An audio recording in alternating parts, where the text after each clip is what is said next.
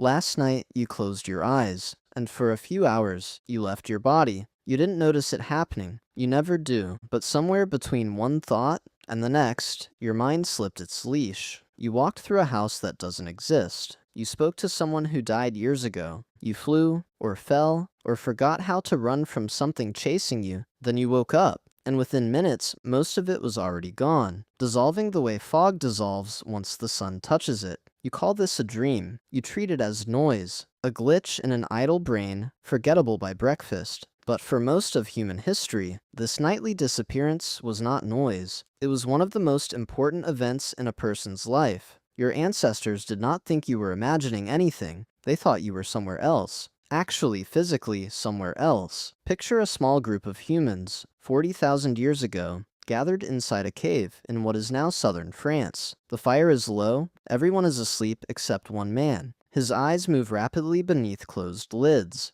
His breathing changes. His fingers twitch, as if reaching for something only he can see, and to the people around him, if they were watching, something very real was happening. His spirit had left. This wasn't a metaphor to them. Across nearly every ancient culture anthropologists have studied, from indigenous Australian communities to early Mesopotamian city-states, the dreaming mind was treated as a literal traveler. When you slept, part of you detached from your body and walked into another world. Sometimes that world held the dead. Sometimes it held gods. Sometimes it held knowledge that couldn't be reached any other way, not through hunting, not through conversation, only through sleep. Why would so many unconnected cultures, separated by oceans and thousands of years, land on the same idea? Because from the inside, that's exactly what dreaming feels like. You don't experience a dream as your brain generating images. You experience it as being somewhere, fully, with a body, a location, a set of rules that feel real until the moment you wake up and they collapse. Ancient humans had no concept of neurons or REM cycles. They had no way to measure electrical activity in a sleeping skull. They only had the raw experience. And the most logical explanation for a raw experience of traveling somewhere else, while your body stayed still and breathing, was that a part of you had actually gone. This is where the anthropologist Kelly Bulkley's cross-cultural research becomes so revealing.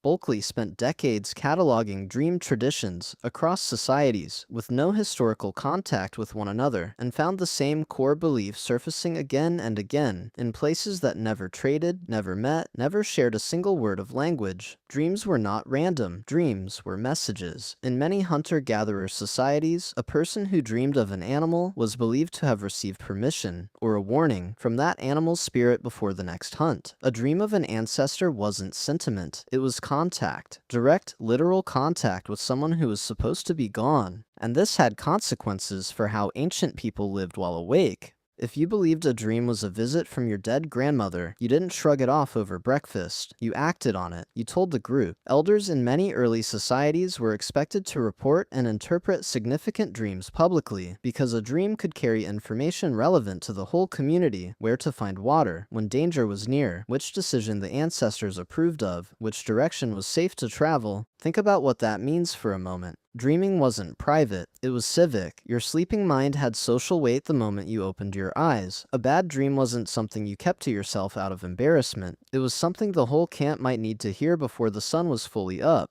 Now here's where it gets stranger. Some of the earliest written records humans ever produced are dream journals. Ancient Egyptian priests kept detailed dream dictionaries, assigning fixed meanings to specific images centuries before anyone wrote down a law code. Seeing a snake meant one thing. Losing a tooth meant another. Nothing was random, because nothing in a dream was believed to be random. In Mesopotamia, the Epic of Gilgamesh, one of the oldest stories ever recorded, pauses more than once, so a character can describe a dream and have it interpreted by someone wiser, someone whose job it was to translate the sleeping world into instructions for the waking one. Dreaming wasn't a side note to these civilizations. It was infrastructure, a channel of communication your ancestors trusted the way you trust a phone call or a doctor's diagnosis. There was a darker side to this belief too. Almost every ancient culture also has a name for the nightmare that isn't quite a dream, the one where you wake up but cannot move. Your eyes open, your room is exactly as you left it, and yet your body will not obey you, sometimes for a few terrifying seconds, sometimes for what feels much longer, while a heavy, watching presence seems to sit somewhere nearby. Today, this has a clinical name: sleep paralysis, caused by a brief overlap between the muscle paralysis of REM sleep and the wakefulness of your conscious mind. But your ancestors didn't have that explanation, so they built their own. In parts of medieval Europe, it was called the Old Hag, a witch who sat on your chest while you slept. In Newfoundland fishing villages, it kept the same name for centuries.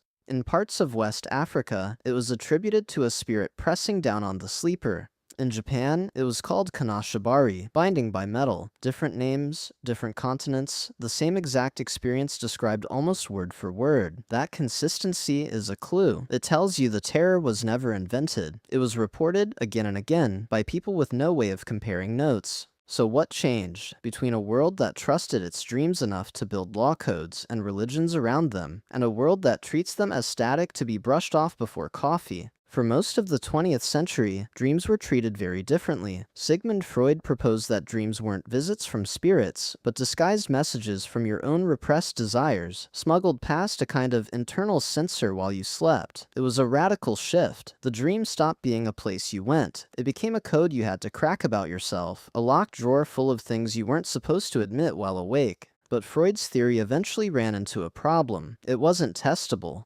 There was no experiment that could confirm or deny it, and in the 1970s, a Harvard psychiatrist named Allan Hobson offered something very different. Hobson, working with Robert McCarley, proposed what's now called activation synthesis theory. During REM sleep, they argued, your brainstem fires off essentially random electrical signals, almost like static on an old television. Your cortex, the part of your brain responsible for meaning and storytelling, receives this chaotic noise and does what it always does. It tries to make sense of it. It synthesizes a narrative out of nothing, stitching random signals into characters, locations, and plot. The dream isn't a message from your unconscious, and it isn't a spirit journey. It's your mind desperately narrating static, the same way you might see a face in a cloud. That theory reframed dreaming as something almost accidental, a side effect of a brain that can't stop looking for patterns, even when there's nothing coherent to find. But that wasn't the end of the story either. More recent sleep science, including the work of neuroscientist Matthew Walker, has pushed the picture further. Walker's research suggests dreaming isn't just narrated static. REM sleep appears to play an active role in emotional processing. In one line of research, subjects who slept and dreamed after a distressing experience showed reduced emotional intensity when recalling it the next day, compared to those who didn't get that REM window. The memory stayed. The sharp emotional charge attached to it softened. The dreaming brain, in this model, is running something like overnight therapy, quietly editing the emotional weight of your day while your body lies still and your logical mind stays offline. Which means your ancestors and your neuroscientists might not be as far apart as they seem. Both are describing a mind that uses sleep to do something essential. One culture called it a spirit's errand, another calls it memory consolidation and emotional regulation. The vocabulary is different. The function they're both pointing at, a nightly process that changes who you are by morning, is strangely similar. Neither side thought sleep was empty. Neither side thought a dream was nothing. Here's what's easy to miss in all of this.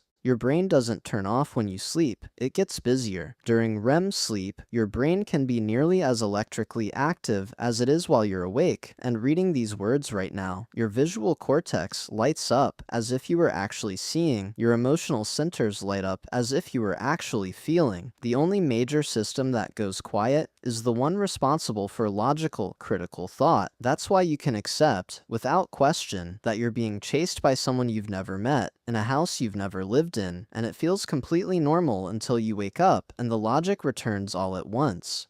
Ancient people didn't know why the logical part of the mind went dark. They just noticed that dreams didn't follow the rules of daily life, and they built entire belief systems around that observation. What if the dreaming self operates under different laws because it's not bound by the body at all? What if it can walk through walls, speak with the dead, and see tomorrow precisely because it has left the rules of the waking world behind? It was, in its own way, a reasonable hypothesis, built from the only evidence anyone had access process too. You still carry a piece of that instinct, even now. Have you ever woken from a dream about someone you haven't spoken to in years and felt a strange urge to check on them? A small part of you, for just a second, treats that dream as information, not static, not narrative debris left over from yesterday's stress, a signal. Have you ever woken up frightened by a dream, heart still pounding, and needed a full minute to convince yourself none of it actually happened? That gap, that split second where your body hasn't caught up to your logic yet, is the exact same gap ancient cultures lived inside permanently. They simply never closed it. They built entire cosmologies out of the space between waking up and fully believing you're safe. That instinct is old. Older than writing, older than agriculture.